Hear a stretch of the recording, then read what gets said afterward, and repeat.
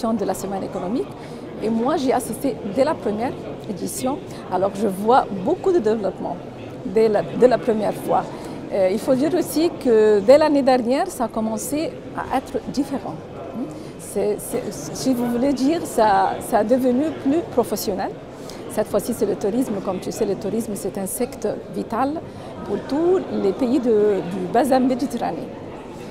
Ça fait un grand pourcentage de leur PIB et aussi c'est un secteur qui donne beaucoup de chances de travail et d'emploi qui est un défi pour tous les pays, surtout les pays du sud de la Méditerranée. Comme je viens de vous le dire, le tourisme, ça fait un bon pourcentage du PIB de tout le pays du bassin méditerranéen. Le bassin méditerranéen a 50% à peu près, 50% de nombre de touristes dans le monde qui ont pour destination le bassin méditerranéen.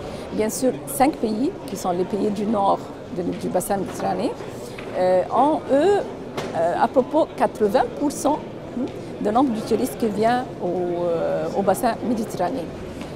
Ça veut dire que le sud a beaucoup à faire. Et ça change maintenant les services, ça change maintenant, comment dire, la clientèle, ça change de comment est-ce qu'on peut donner les services à eux, comment utiliser les sites, comment utiliser le système numérique, comment utiliser les réseaux sociaux comme Facebook et ainsi de suite pour donner le service comme il faut à la clientèle.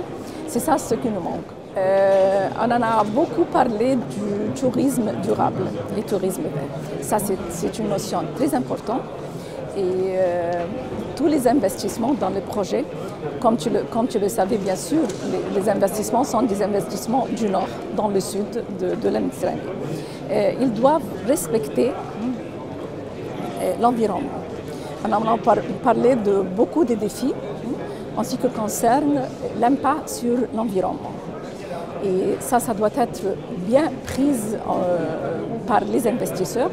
Et j'ai proposé à la fin de la session qu'on doit prendre en conscience du code d'éthique Global Ethics Code. Global Ethics Code, c'est en anglais, mais ce code, ce sont des principes qui ciblent d'avoir des investissements durables en ce qui concerne le tourisme, soit par les touristes, soit par le gouvernement, soit par les locaux pour avoir notre bassin méditerranéen comme nous le voulons.